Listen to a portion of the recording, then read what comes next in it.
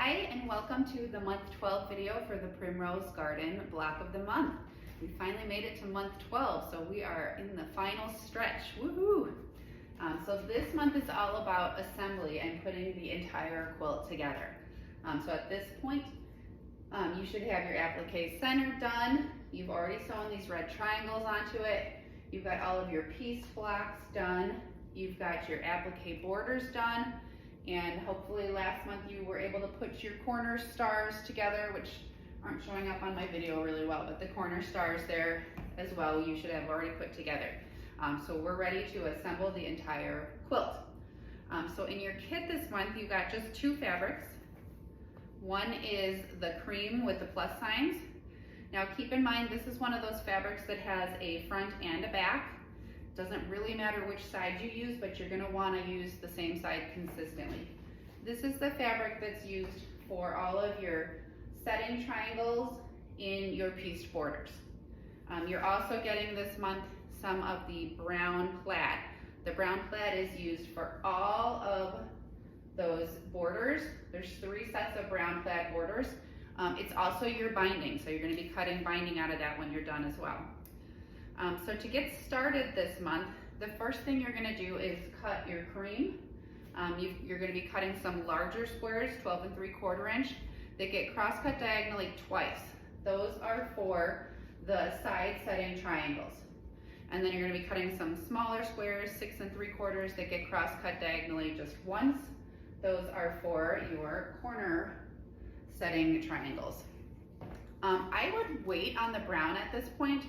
The directions tell you to go ahead and cut 18 3.5 inch strips. 3.5 inches is the size for all of these borders. If you want to, you can wait on those just in case after you put these borders together you need a little bit of wiggle room and make some adjustments. That'll give you a few more options.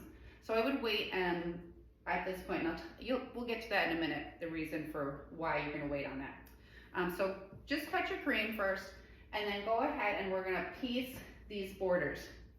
Now in the directions, I've given you diagrams that show you exactly which blocks I've used where. Hopefully you're looking at your directions right now as we go over this.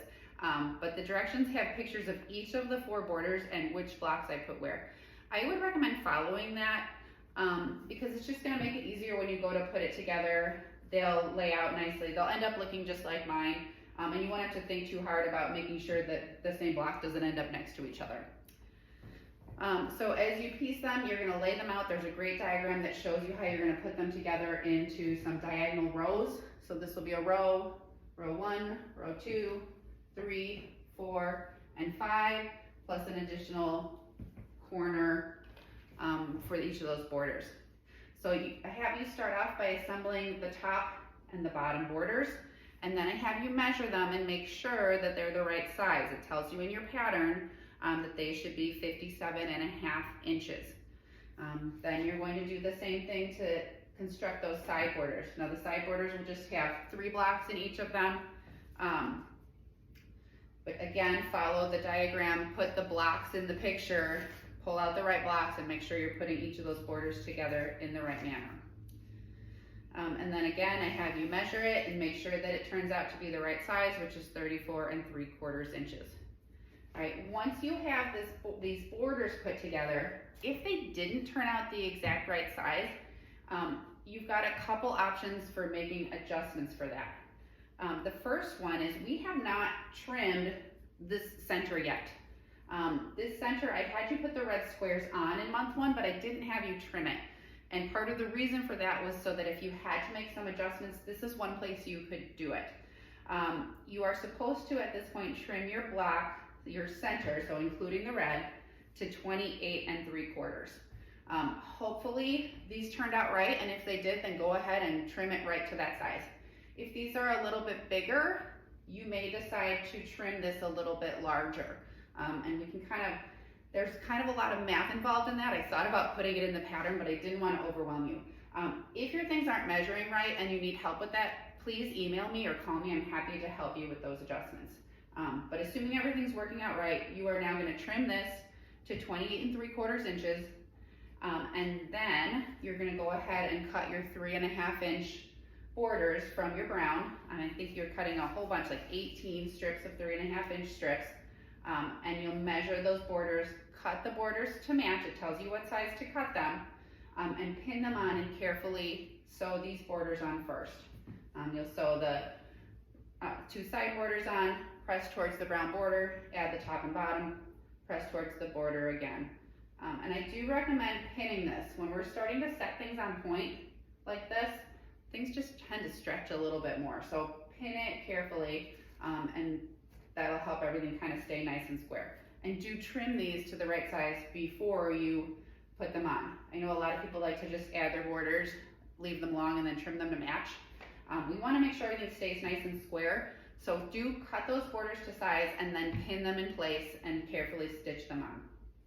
All right, now we're going to go ahead and add the 2 side borders that we pieced already. So we've got our 2 piece borders. And I do have to warn you, my quilt is hanging sideways in this video. Somebody else sewed the sleeve on for me and I wasn't going to move it. So if you're looking at the picture of this quilt in the video versus your pattern, go with what your pattern says. But for the sake of the video, I think this is working just fine. So next you are going to go ahead and add your 2 side borders, and again, pin them in place. When we have things on point, they get stretchy and weird, so match this up, pin it carefully, and then sew it very carefully. Add your 2 side borders, you're going to press those seams open, and then you're going to add your top and bottom borders that we've already pieced and press that seam open as well. So at this point, we get to measure again, make sure that everything's coming out right. So at this point, the quilt should measure 57.5 inches, and that's written in your pattern. So you should be able to take some more of your brown border strips, and you're going to construct border strips that match that size, and it tells you what size that is. You're going to make 2 border strips that are 57.5 inches and 2 border strips that are 63.5 inches. So go ahead, cut those to the right size, add the side ones, press out towards the border, add the top and bottom, press towards the border again. All right, so now we're all the way out here. Now, the scary part, we're gonna add the big applique borders. You've already done all your applique. I believe we've already trimmed the width of these to be 10.5 inches. We are now going to trim the length of them. First, we're going to measure our quilt. It should be 63.5 inches. If that's the case, hopefully, cross your fingers, then we're going to go ahead and trim all 4 of our applique borders to 63.5 inches. If at this point your quilt's a little bit larger, you can trim your applique borders a little bit longer. All right, say for example that your quilt at this point measures 64 inches in all 4 directions. Then you would go ahead and trim each of your borders to 64 inches. You'll have a little bit more cream on the outside, but that'll be just fine. Nobody will notice. It'll look great. If your quilt is a little bit smaller, maybe it's only 63.5 inches, you can trim this to match that. But do check that your applique fits in there. I had about an inch on either side that I could have kind of played with, so there's a little bit of wiggle room. So if you followed Karen's layout diagram exactly, you probably had a little bit of that extra. A couple pointers for how I trimmed those borders. I know it's a huge long border and it's really scary trimming them. But what I did was I marked the center, and then I measured from the center out in each direction, and I measured what half of it should be, and that's where I trimmed it. So half of 63.5, which is what I trimmed mine to, was 31 3/4. So I measured from here out 31 3/4, trimmed that end, and then I did the same thing in the other direction. All right, now this is one where you definitely want to measure twice, cut once, cut very carefully, because it is kind of scary trimming that big applique border that you spent so much time on. But once they are trimmed to the right size, you're going to go ahead and add the 2 side borders. Now, something else I need to warn you, need to be very careful of here. There is a correct orientation for these borders. Each of the vines sort of swoops up and away from the center. You can easily flip those around. And I actually did flip mine around. I had it flipped around. I had taken a picture of it to send to Karen. We're all done with all of the borders on it, and I realized I had one of these borders turned around the wrong way. And it was noticeable, and it was going to drive me nuts, so I had to take it apart and fix it. So make sure each of them, the vines swoop away from the center. And you can see that in the diagram, and you'll see that as you lay your borders out as well. So pin here again, do some pinning, make sure that you've got it centered, sew the side borders on, and I believe I pressed out towards the applique borders. All right, next you've got 2 borders remaining that you've already trimmed. You're going to add your stars that you made in last month. You're going to add the stars to either side of those borders. Do that for the top and bottom. And then you can take those top and bottom borders and pin them into place. If you follow my pressing directions, these seams here will nest. All right, you'll be able to match up the seam of the star with the seam of that border you just put on. So nest those seams, pin throughout, add your final top and bottom applique borders. Now, you're almost done. You've got one last set of borders, and you're probably running out of steam by this point, but all that's left is one remaining 3-inch border of the brown plaid.